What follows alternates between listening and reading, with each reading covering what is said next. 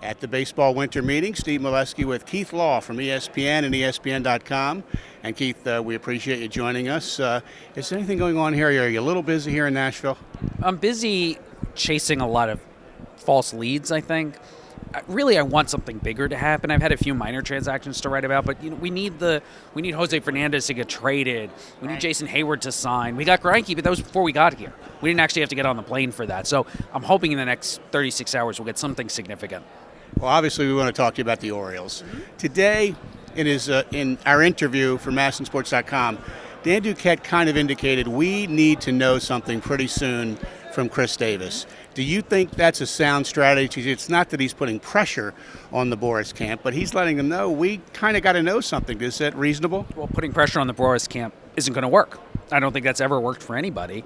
And my guess is it's more a play to say we have to get something else in place. We cannot wait until January, and we're going to move on. We're going to go after Justin Upton. We're going to go after Yoenis Cespedes. We want a bat somewhere, a power bat. And if it's not going to be Davis, and my gut feel all along has been it's probably not going to be Davis, then we just need to move in another direction. So this allows him to at least almost provide closure from his end and say we're walking away at this point, going in another direction.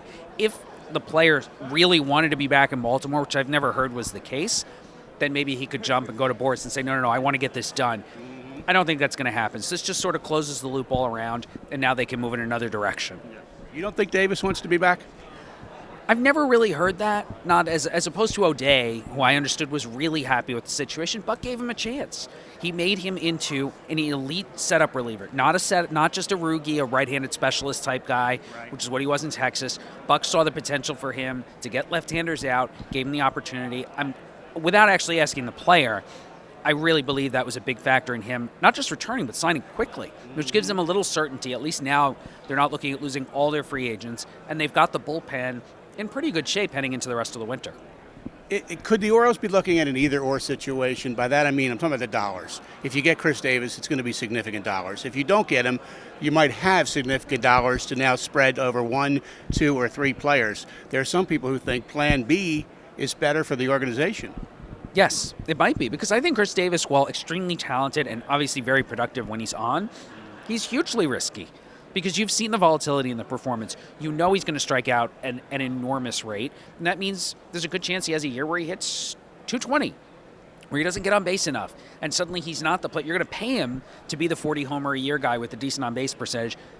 He may not be that guy every year of the deal. So it may make more sense to spread your risk among multiple assets or to spend that money on a guy with a little more predictability in his performance, like an Upton, like a Cespedes. And Upton gives you the advantage of youth, too. Upton and Jason Hayward, who I've never heard linked to the Orioles, but they're younger players. So you're actually rolling the dice on getting some upside, which is not typically what you get out of free agency. Now, with Davis and Boras and trying to kind of come to a conclusion here, the one thing, his market, it's not defined, at least in the media. Does that mean, in your opinion, there hasn't been a big market for him yet, or we're not hearing about it yet? Well, that's a good question.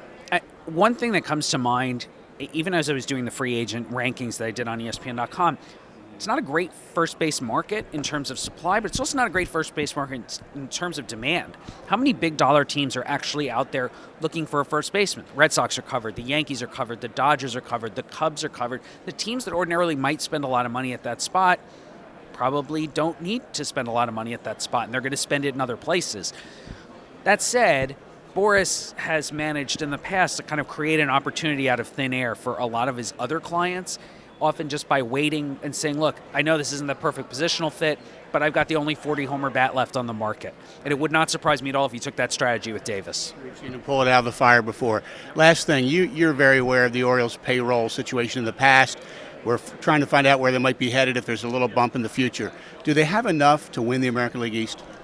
They don't have enough talent on the roster right now, and I think they'd have to add multiple pieces to get to that point. The Red Sox are substantially better. The Yankees are improving, and I do think they'll make one major move, maybe not this week, but before the winter is over. And the Blue Jays are probably only about a piece or so away from getting back into that 90-win territory, although they may not be spending much more money either. So I think Baltimore has a lot of work ahead of them. Well, Keith, we appreciate you taking time. Thank you so much. My pleasure. Keith Law visiting with us here at the winter meetings on MASNsports.com.